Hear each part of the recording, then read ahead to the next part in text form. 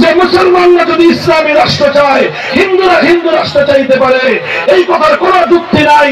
মুসলমানরা যদি ইসলামী রাষ্ট্র চায়, বৌদ্ধরা তো বৌদ্ধ রাষ্ট্র চাইতে পারে। মুসলমানরা যদি ইসলামী রাষ্ট্র চায়, খ্রিস্টানরা তো খ্রিস্ট রাজ্য চাইতে পারে। আমরা বললাম, চ্যালেঞ্জ করে বললাম, আনো তোমাদের ধর্মের রূপরেখা অনুযায়ী আধুনিক যুগের রাষ্ট্র ব্যবস্থা কিভাবে চলবে, আধুনিক যুগের অর্থ ব্যবস্থা কিভাবে চলবে, তোমরা তার ফর্মুলা যদি দিতে পারো, আমরা তোমাদের দাবি মেনে নেব।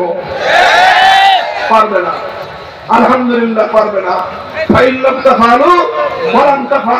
কোশ্চেন কেন তারা এটা পারবে না? কারণ তাদের ধর্মের মধ্যে এটা নাই। ধর্মের মধ্যে যেই জিনিস নাই, আপনি যদি তেঁতুলের বিচি লাগে কিয়ামত পর্যন্ত সেই বিচির উপর পানি ঢালেন, আম গাছ হবে না। তেঁতুলের বিচি থেকে আম গাছ হবে না। এই কথা কসম খেয়ে বলতে কোনো সমস্যা আছে? চ্যালেঞ্জ করে বলতে কোনো সমস্যা আছে? তো তেঁতুলের বিচি বপন করে যেভাবে আম গাছ হবে না, তেঁতুল গাছে যেরকম আম ধরতে পারে না, কিয়ামত পর্যন্ত তেঁতুল বৃক্ষে আম ধরতে পারে না, এটা যেভাবে চ্যালেঞ্জ করে বলতে পারি, ইসলাম ছাড়া পৃথিবীর আর কোন ধর্ম আধুনিক যুগের রাষ্ট্র এবং অর্থ ব্যবস্থার রূপরেখা উপহার দিতে পারে না।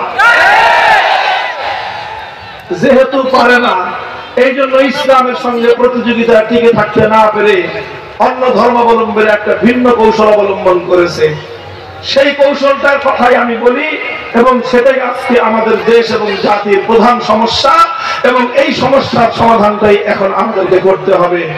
সেটা হলো এই, অন্য ধর্মাবলম্বীরা যেহেতু এই কথা বলতে পারে না যে তোমরা ইসলাম ধর্ম অনুযায়ী রাষ্ট্র চালাতে চাও, আমরা তো হিন্দু ধর্ম অনুযায়ী রাষ্ট্র চালাতে চাই, তখন আমরা বলবো ঠিক আছে, তুমি তোমার হিন্দু বৌদ্ধ খ্রিস্টান ধর্ম অনুযায়ী রাষ্ট্র